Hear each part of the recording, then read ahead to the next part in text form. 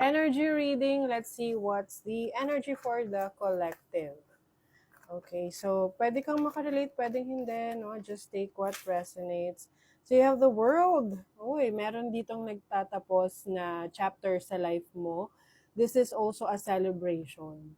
So yung iba sa inyo, meron kayong na-achieve sa inyong career or ano man yung mga pinupurso nyo ngayon. So, kumbaga sa ano, parang may graduation, merong natapos, meron kayong na-conquer, meron kayong na-achieve.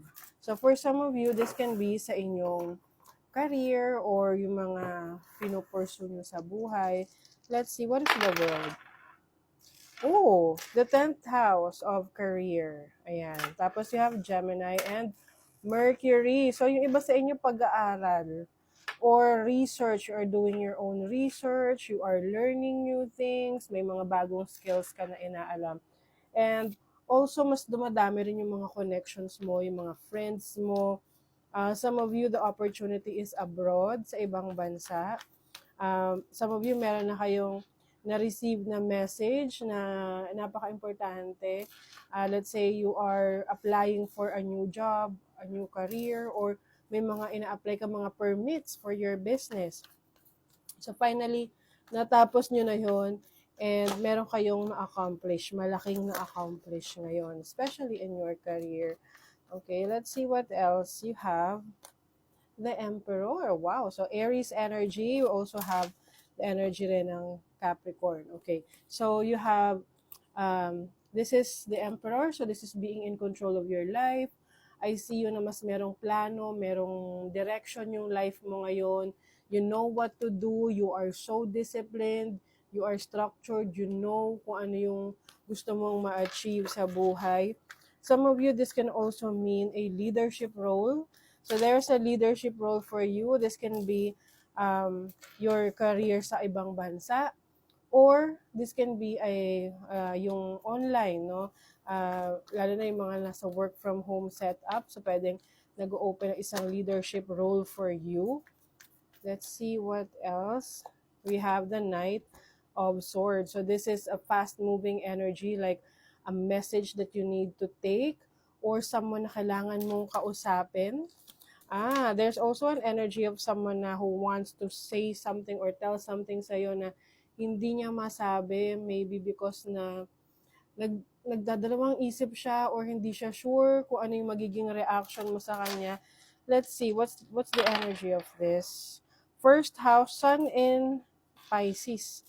In the first house, this is about yourself. So, maaring ikaw mismo to na meron kang gustong kausapin, meron kang gustong sabihin sa isang tao about how you feel na kailangan masabi mo na agad, hindi na to makapaghihintay. This can be your deep feelings towards someone.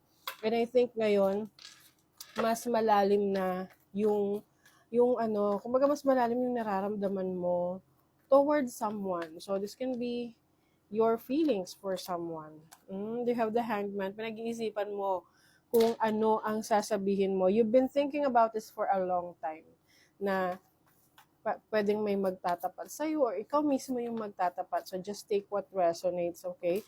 So Pisces energy, diba? You have the Two of Cups. So this is about relationships, connections. Someone is going to reveal yung kanyang feelings towards another person. Okay? Hindi niya masabi. Pero I feel like ngayon, merong lalo na merong new moon na parating, new moon in Aquarius. This is about freeing yourself. This is about freedom. So, since this is merong pumasok na love energy rito, let's see. Tell us something about this.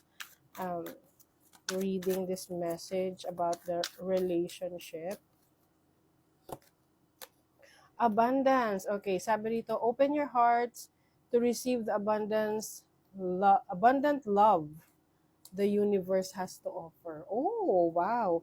So, it seems na itong connection or new relationship that is going to start in your life is going to be parang, dito mo mafe-feel yung totoong love, dito mo mafe-feel yung parang overwhelming love. I feel like hindi mo pa to na-feel before.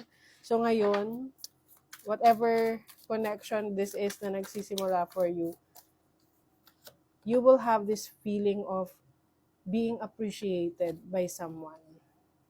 'Di ba? Genuine. Oh, sabi rito, take off your mask and be your authentic self. So, pagpapakatotoo, I feel like someone is going to say or may magtatapat ng feelings niya towards another person. This can be you or the person that you are dealing with. Okay, let's see what else. Ascension. So, sabi rito, you rise to the highest spiritual pinnacle. So, some of you guys, you are upgrading. You are upgrading your life, you are upgrading your career, you're upgrading your mindset, and even your spiritual beliefs. Mm-mm. Void. Sabi dito, avoid rushing to fill voids with love. Seek inner fulfillment first. Ayan. So, pagdating din daw sa relationship, hindi rin naman natin kailangan madaliin yung mga bagay-bagay, yung mga connections, kung sa tingin mo hindi ka pa ready. So, syempre, kung ready ka na, edi go. Kung talagang you're feeling this relationship with someone, but if you're not yet sure, then think about it first muna kasi baka nabibigla ka lang. Okay? So that is your reading for the collective. Thank you so much. Bye.